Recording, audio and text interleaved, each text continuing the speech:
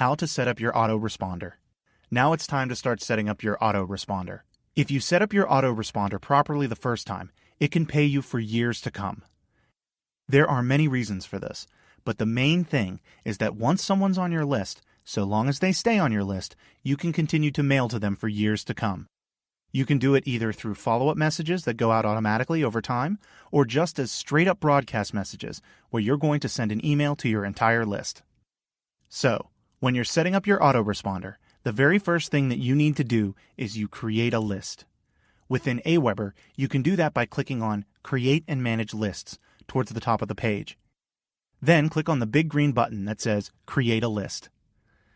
Now, the very first thing that it's going to ask you is for a list name. Just make it something that will allow you to easily identify it with your offer. Then just give it a short description as well, and make sure the emails will be coming from you and your email address. Make sure you go ahead and save your settings. Next, what we can do is personalize our list. You can brand your list with all your information, so you can add in your company name, your URL, and email signature. You can connect it with Twitter and Facebook. But all of this stuff isn't a big deal, so I usually don't do anything there. What I'm going to worry about, though, is something under the Confirm Opt-in tab. A lot of people think that you have to make subscribers confirm their email address before you can send them any information. You can do that if you really want to, but I always recommend you turn it off. The reason why I recommend doing this and not having people confirm their emails is because you're going to get more signups this way. You're going to get more people on your list that way because too often an email can get blocked or just doesn't get through. And if it's your confirmation email, those people are never going to get the information from you that they signed up for.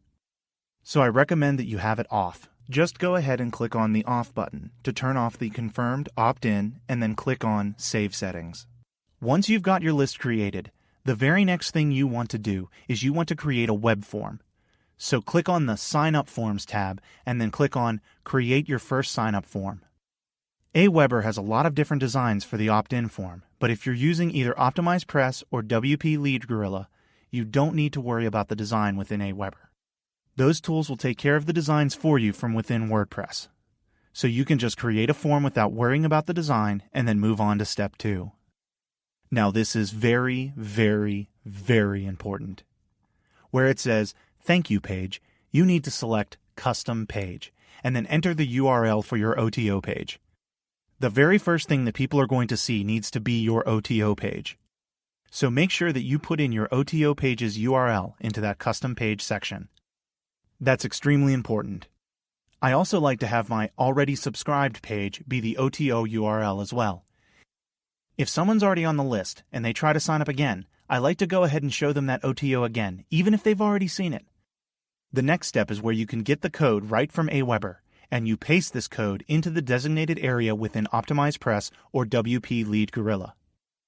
Or if you're creating a squeeze page with HTML, you can just paste the code where you want to have the opt-in form.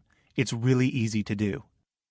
The next thing you're going to do is you're going to add follow-up autoresponder emails that are going to go out automatically over time. Now, the very first message needs to deliver what you promised on your squeeze page. So if you're giving away a report, make sure that first message they get has a link to the free report in it.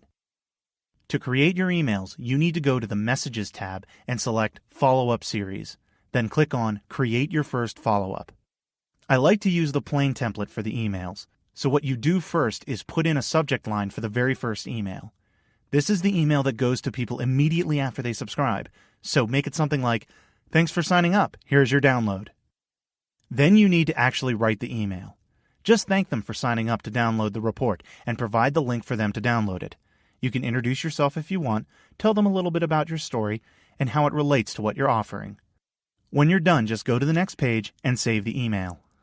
Then you just continue creating more emails. Provide more great content that's related to the offer, and promote your OTO as well. Also, make it so that each email goes out in 1 or 2 day intervals. This will help you keep on top of your subscribers' mind. If you leave it too long between emails, there's a good chance they might not even remember you, or they may have moved on to reading some other marketer's email every day. The most important thing with your emails is you need to build trust. You need to provide value. The more trust you build and the more value you provide, the more sales you'll end up making when you promote an offer. Don't be one of those marketers who only sends promotional emails every day. People will unsubscribe quickly if you do that. All you need to do is provide more tips, more content, and engage with them. A list isn't just numbers. There are people on those lists. Ask questions to your list. Interact with them. Be personal. Treat your list well, and you're going to find your list will treat you very well.